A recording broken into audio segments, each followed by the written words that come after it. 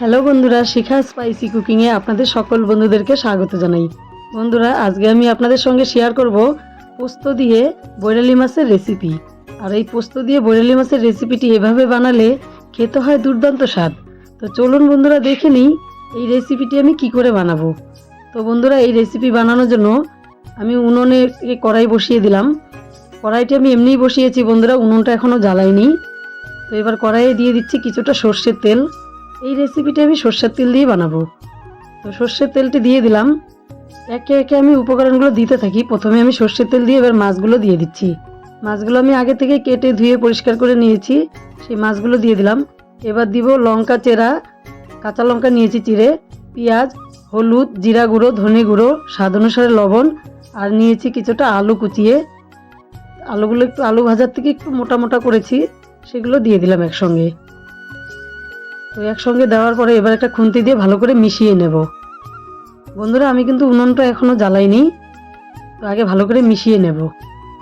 আর এখানে আমি দিয়ে দিব এবার পোস্ত বাটা। তো বন্ধুরা, পোস্তর সঙ্গে আমি সামান্য পরিমাণ কালো সর্ষে দিয়ে দিয়েছি, তাতে খেতে বেশি ভালো হবে। বেশিরভাগ পোস্তটা আছে, পোস্তর সঙ্গে সামান্য কালো সর্ষে আছে। তো একসঙ্গে দিয়ে এবার ভালো করে মিশিয়ে নিচ্ছি। বন্ধুরা, আপনারা যদি এই রেসিপিটি বানান তাহলে অবশ্যই সর্ষের তেল দিয়ে বানাবেন, তাহলে খেতে দ্বিগুণ টেস্ট বেড়ে যায়।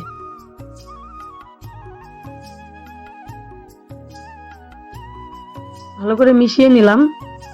এবার এখানে আমি দিয়ে দিব জল।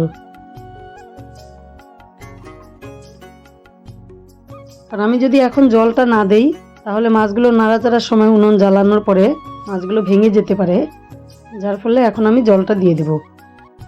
পরিমাণ মতো জল দিব, যেহেতু মাছটা একদম টানা টানা ভাবে হয়, বেশি জল দেব না।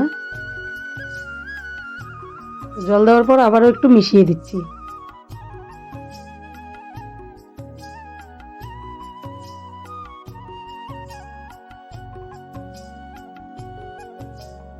বন্ধুরা, আপনারা চাইলে এখানে ধনেপাতা কুচিটাও একসঙ্গে দিয়ে দিতে পারেন।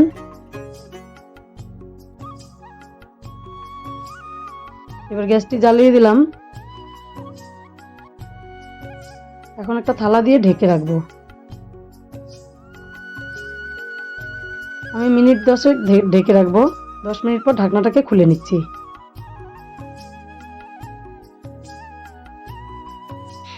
তো ঢাকনা খোলার পর দেখুন বন্ধুরা, এখানে অনেকটা জল রয়েছে। এবার আমি এমনিতেই জলটাকে শুকিয়ে নেব।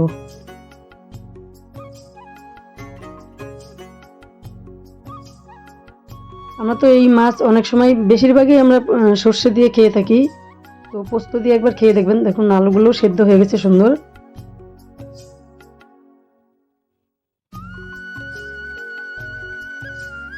এবার দিয়ে দিচ্ছি কিছুটা কুচানো ধনেপাতা। ধনেপাতাটা এরকম সময় দিলেও হবে, এবং কি মাছগুলো যখন মশলার সঙ্গে মেখেছি তখন দিলেও হবে। তো আপনাদের ইচ্ছে মতন আপনারা ধনেপাতাটা দিয়ে দেবেন। এই রেসিপিতে আমি চিনি ব্যবহার করব না, কারণ এখনকার আলুগুলো এমনিতেই একটু মিষ্টি মিষ্টি, যার ফলে চিনিটা দিলে খেতে ভালো লাগবে না। তবে এই রেসিপিতে ঝালটা বেশি দিলে ভালো লাগে। দেখুন বন্ধুরা, ঝোলটাকে অনেকটাই শুকিয়ে নিয়েছি। এবার কিন্তু আমাদের রান্নাটা পুরোপুরি কমপ্লিট। তো এই রেসিপিটি দেখে কেমন লাগলো আপনারা কমেন্ট করে অবশ্যই জানাবেন বন্ধুরা। আর ভিডিওটি শেষ পর্যন্ত দেখার জন্য সকল বন্ধুদেরকে ধন্যবাদ।